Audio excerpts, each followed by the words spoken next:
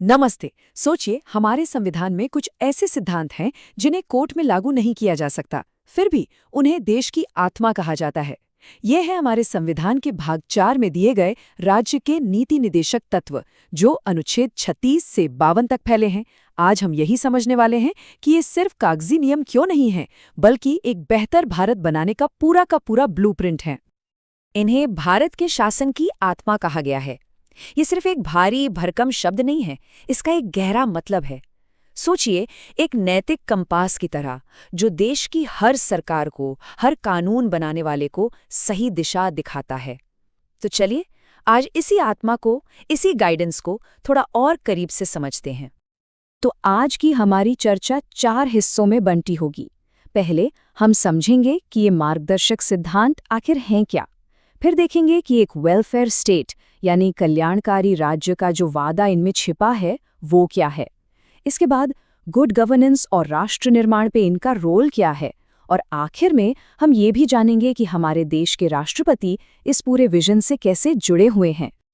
चलिए शुरू करते हैं पहले सेक्शन से, संविधान की मार्गदर्शक आत्मा। यहाँ हम इस सवाल का जवाब ढूंढेंगे कि ये राज्य के नीति निदेशक तत्व आखिर हैं क्या, और उतना ही जरूरी सवाल कि ये क्या नहीं हैं। तो राज्य के नीति निदेशक तत्व यानी DPSPs, ये संविधान के पार्ट 4 में है, आर्टिकल्स 36 से 51 तक। और ये आइडिया हमने लिया है आयरलैंड के संविधान से। इनका एक ही बड़ा मकसद है, भारत को एक वेलफेयर स्टेट बनाने का एक रोड मैप देना, एक ऐसा देश जो अपने नागरिकों की भलाई का ध्यान रखे। अब यहाँ एक बहुत जरूरी बात समझने वाली है, मौलिक अधिकार और निदेशक तत्वों में फर्क क्या है। देखिए, मौलिक अधिकार जो पार्ट 3 में है वो तो हर नागरिक का हक है, अगर वो छीने जाए तो कोई भी सीधा कोर्ट जा सकता है। लेकिन निदेशक तत्व जो पार्ट 4 में है वो कोर्ट में लागू नहीं होते। ये सरकार के लिए एक नैतिक टू डू लिस्ट की तरह है। ये हक नहीं बल्कि सरकार का कर्तव्य है, और यही फर्क सबसे बड़ा है। लेकिन कहानी में एक ट्विस्ट है। आर्टिकल 37 कहता है कि भले ही ये कोर्ट में लागू नहीं हो सकते, ये देश के शासन के लिए फंडामेंटल है। मतलब इन्हें नजरअंदाज नहीं किया जा सकता। ये सरकार के लिए एक मॉरल ड्यूटी है। जब भी कोई नया कानून बनेगा, कोई नई पॉलिसी आएगी, तो इन सिद्धांतों को ध्यान में रखना ही होगा। ये सरकार के लिए एक नैतिक जिम्मेदारी है। तो ये नैतिक जिम्मेदारी दिखती कैसी है? चलिए अपने दूसरे सेक्शन में इसे ही देखते हैं। एक कल्याणकारी राज्य का वादा। सच कहें तो यही DPSP का दिल है। वो सारे सिद्धांत जो हर नागरिक को सामाजिक और आर्थिक न्याय देने का वादा करते हैं। जरा इन आर्टिकल्स को देखिए, ये सिर्फ नंबर नहीं है, ये एक बेहतर समाज का सपना है। आर्टिकल 38 और 39 कहते हैं कि देश के रिसोर्सेज सबके लिए हों, सिर्फ कुछ लोगों के लिए नहीं, और समान काम के लिए सबको समान वेतन मिले। फिर आर्टिकल 39A, 41 और 46 ये पक्का करते हैं कि न्याय और आगे बढ़ने के मौके समाज के सबसे कमजोर लोगों तक भी पहुंचे। एक तरह से ये सब मिलकर एक बराबरी वाले समाज की नींव रखते हैं। और ये सपना सिर्फ पैसों का नहीं है, ये इंसानियत का भी है।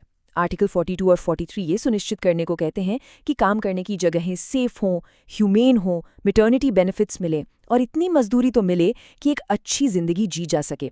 और आर्टिकल 47 तो सीधा पब्लिक हेल्थ और न्यूट्रिशन की बात करता है, मतलब नागरिकों की सेहत और उनकी भलाई सबसे पहले।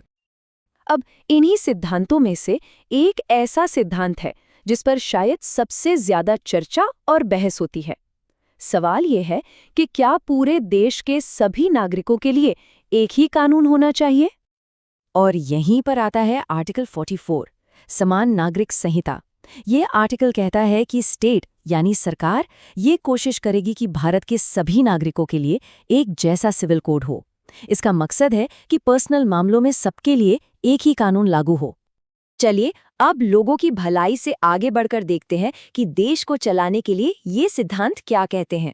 ये है हमारा तीसरा सेक्शन, सुशासन और राष्ट्र निर्माण। इसमें हम वो प्रिंसिपल्स देखेंगे जो सीधे सीधे सरकार के कामकाज का मार्गदर्शन करते हैं। एक अच्छा देश चलाने के लिए सुशासन तो चाहिए ही, और ये प्रिंसिपल्स उसका रोड मैप देते हैं। जैसे आर्टिकल 40, ये जमीनी लोकतंत्र यानी ग्राम पंचायतों को मजबूत करने की बात करता है।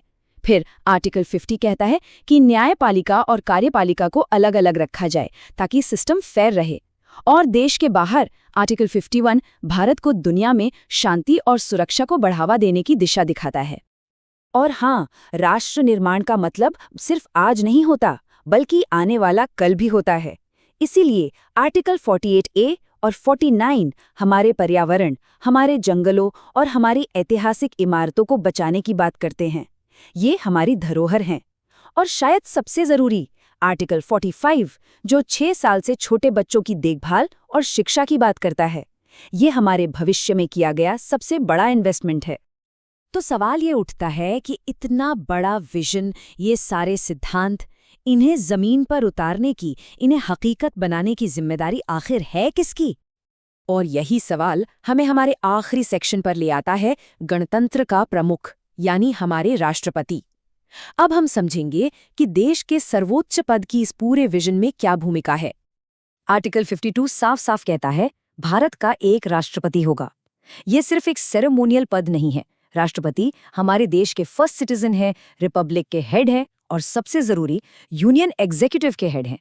इसका मतलब यह है कि सरकार की हर पॉलिसी, हर काम जो इन निदेशक तत्वों से गाइड होता है, वो आखिर में राष्ट्रपति के नाम पर ही किया जाता है।